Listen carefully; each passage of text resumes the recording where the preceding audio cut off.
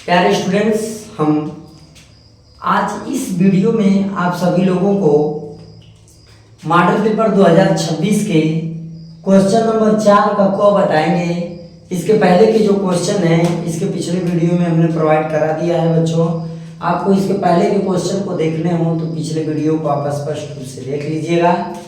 तो प्यारे बच्चों, आज के इस वीडियो में हम जानेंगे कि राउंड का नियम क्या है और उससे संबंधित जो प्रश्न लगाए जाएंगे वो कैसे लगेगा, उसको कैसे हल किया जाएगा और कैसे उसके सॉल्व किया जाएगा।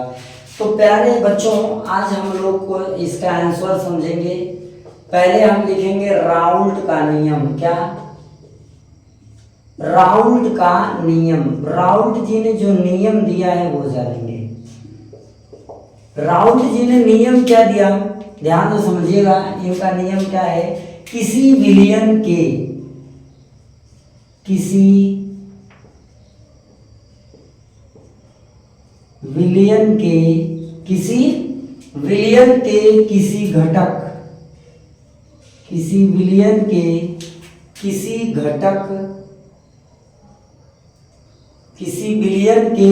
घटक का आंशिक वाष्प दाब,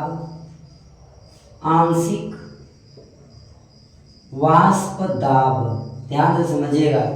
किसी विलयन के किसी घटक का आंशिक वाष्प दाब, ठीक है, आंशिक वाष्प दाब उस विलयन के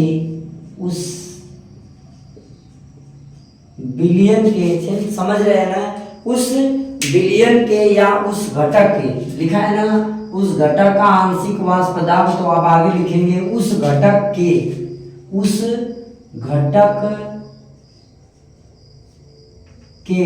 ध्यान से, घटक का आंशिक वाष्प दाब उस घटक के शुद्ध वाष्प दाब, ठीक है ना, शुद्ध वाष्प दाब एवं उसके मोल अंश के गुणनफल के बराबर होता है। ठीक है, राउंड जी का नियम क्या है? किसी विलयन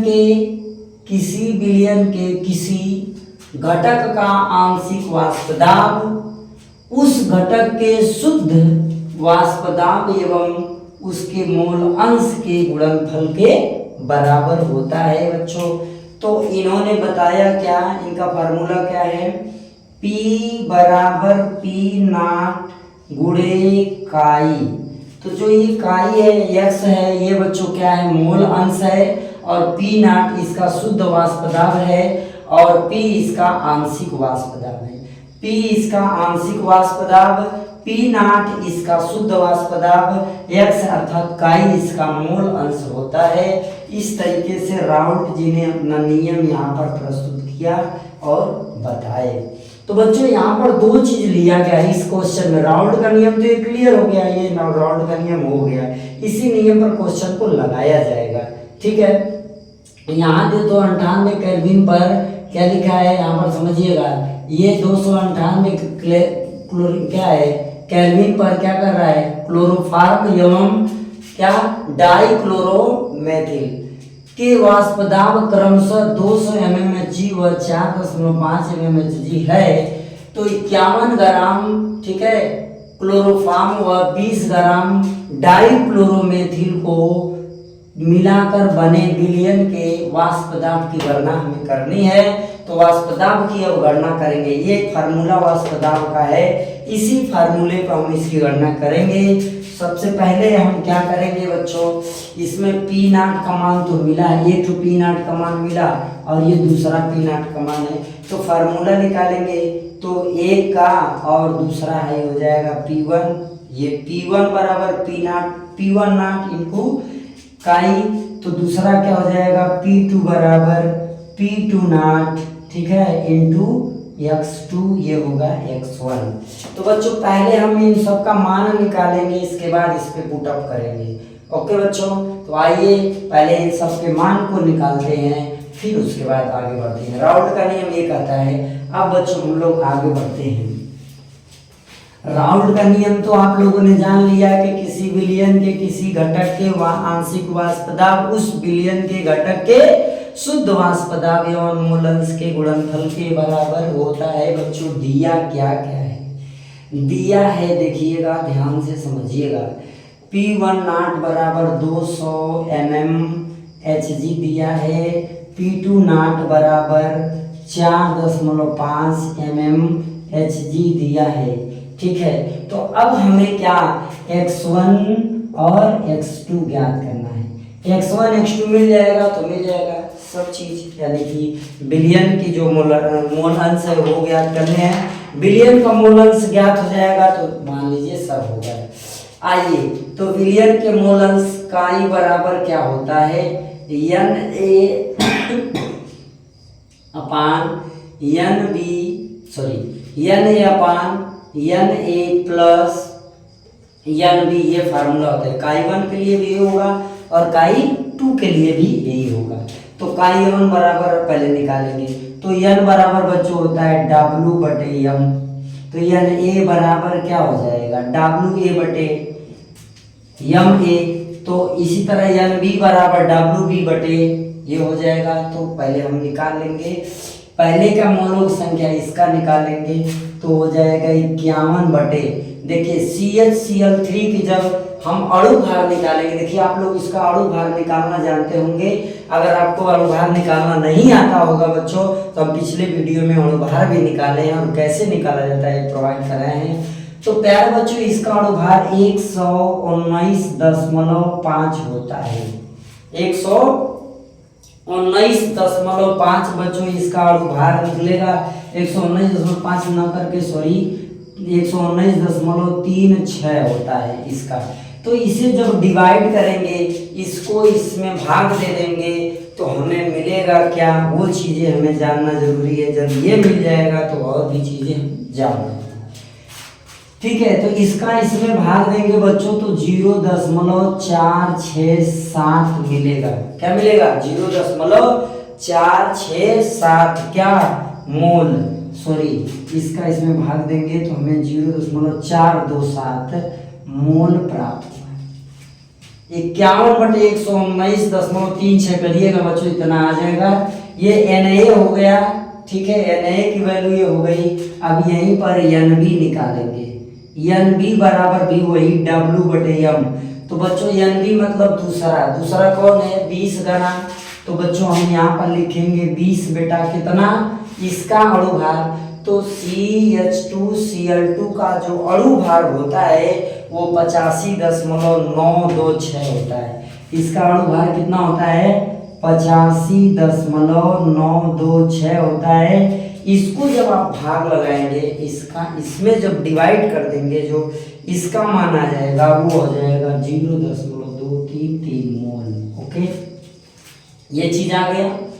इस चीज को इसी फार्मूले पर पुटअप कर देंगे तो काई 1 बराबर Na की वैल्यू बच्चों इतनी है 0.427 अपान Na की वैल्यू 0.427 प्लस Nb की वैल्यू कितना 0.233।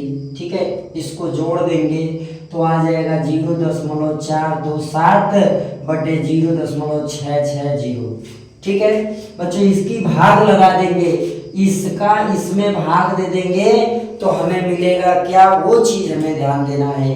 जब इसका इसमें भाग दे देंगे तो हमें मिल जाएगा क्या बच्चों, 0.6 क्या मिल जाएगा, 0.647 इसकी भाग आ जाएगी। तो जब ये आ गया 0.647 तो बच्चों हमें काई 2 निकालना है। काई 2 निकालने के लिए Nb के मान को ऊपर रखेंगे, बाकी सब नीचे। तो Nb का मान यह है, Nb का मान इतना है तो 0.233 बटे बच्चों, अभी इसको दोनों को जोड़ा गया, ये चीज आया वही लिखें 0.660। जब इसका इसमें भाग दिया जाएगा तो प्यारे अच्छे सुंदर बच्चों इसका जवाब आ जाएगा 0.353 353। ये हो गया काई 2 का मान, ये हो गया काई 1 का मान। काई 1 का मान 0.647, काई 2 का मान 0.353 आया। यही चीजें हम क्या करेंगे, अब लिखा है वाष्प दाब की गणना करने के लिए वहां पर पुटअप किया जाएगा। यहाँ तक आपको समझ में आया होगा बच्चों, यहाँ तक आपको समझ में आया हो तो हम आगे बढ़े। आइए बच्चों ध्यान सुने। Na मतलब पहले यानी कि 21 ग्राम क्लोरोफॉर्म का मोलों की संख्या, Nb मतलब डाइक्लोरोमेथेन की संख्या, मोलों की संख्या, तो डाइक्लोरोमेथेन की मोलों की संख्या। यहाँ पर मोल अंश का फार्मूला है, मोल अंश हमने निकाल लिया, दूसरे वाले में दूसरा फार्मूला रख दिया। ये चीजें हमें मिल गई। अब हम आगे बढ़ेंगे, इसके वाष्प दाब की गणना कैसे करेंगे ये चीज देखें। तो वाष्प दाब की गणना करेंगे कैसे, P1 बराबर P1 नाट गुणे काई 1 हो गया। P1 बराबर P1 नाट इंटू काई 1 कर देंगे ध्यान से। तो बच्चों यहीं पर आगे बढ़ते हैं, चलो इसको एक तरफ लगा लेते हैं। तो P1 बराबर P1 नाट की वैल्यू अभी कितना मिली है 200 mmHg, तो P1 नाट की वैल्यू 200 गुणे काई 1 की वैल्यू अभी आपको मिला था, गौर से देखें काई 1 की वैल्यू अभी आपको बच्चों मिला था, कितना मिला था जरा बताइएगा। तो काई 1 की वैल्यू बच्चों आप लोगों को 0.647 मिला है ना, और काई 2 की वैल्यू बच्चों 0.353 मिला है। अभी आप ज्ञात किए हैं वही वैल्यू यहाँ पर रखा है, इसकी वैल्यू है। तो बच्चों कितना हो जाएगा 0.647 हो गया ना, गुणा करो 7 दूना प्यारे बच्चों 14, ये 14 हो गया, 4 दूना 8, 8 1 9, 6 दूना 12, 12 होता है ना, 6 दूना 12 तो 12 ही ना लिखा जाएगा, तो 12 हो गया। तो बच्चों 1 2 3 अंक पे दशमलव ये दिया जाता है, 2 तो 0 बढ़ाएंगे यहाँ जाएगा। तो आपका P1 बराबर आ गया 129, P1 बराबर क्या आ गया 129, तो P2 बराबर बच्चों गौर से P1 बराबर 129.4 आता है, तो P2 की वैल्यू ज्ञात करो। तो P2 की वैल्यू, तो फार्मूला P2 बराबर P2 नाट गुणे x2 होता है। ओके, तो मान रख दीजिएगा, तो इसका मान रख दीजिएगा P2 बराबर, तो हो जाएगा P2 नाट की वैल्यू 4.5 इंटू काई 2 की वैल्यू हो गई 0.353, मल्टीप्लाई कर दीजिएगा तो P2 बराबर कितना आ जाएगा, इसका गुणा करिए, इसका गुणा करिए बच्चों, P2 बराबर इसका इसमें मल्टीप्लाई करेंगे तो कितना आ जाएगा, तो जब इसका इसमें गुणा करेंगे बच्चों तो करिएगा कितना आएगा 1.5, और क्या आएगा 1.5, और भी ऐसी संख्याएं आएंगी तो हम 1.59 और भी कुछ ऐसे रख के छोड़ देंगे, तो 1.59 लिखेंगे। mmHg यह भी होगा mmHg। ओके, ये हो गया P2 P1। अब कुल वाष्प दाब P बराबर P1 प्लस P2, कुल वाष्प दाब विलयन का क्या P बराबर P1 प्लस P2, ध्यान दीजिए। तो हो जाएगा क्या P बराबर P1 की वैल्यू कितना है, अभी P1 की वैल्यू कितना है 129.4 प्लस P2 की वैल्यू अभी कितना है 1.59, दोनों को ऐड करो P बराबर क्या हो जाएगा 5 है, 0 मान लीजिए 9, यहाँ 9 हो गया, 0 में 9 जोड़े 9, और 4 में 5 जोड़े बच्चों 9, दशमलव हुआ, 1 में 9 जोड़ोगे 0 और 2 1 3, 103.99 इसका कुल आंसर आता है 130.99 mmHg आएगा। ये प्रश्न आप लोगों के लिए बहुत ही इंपॉर्टेंट है।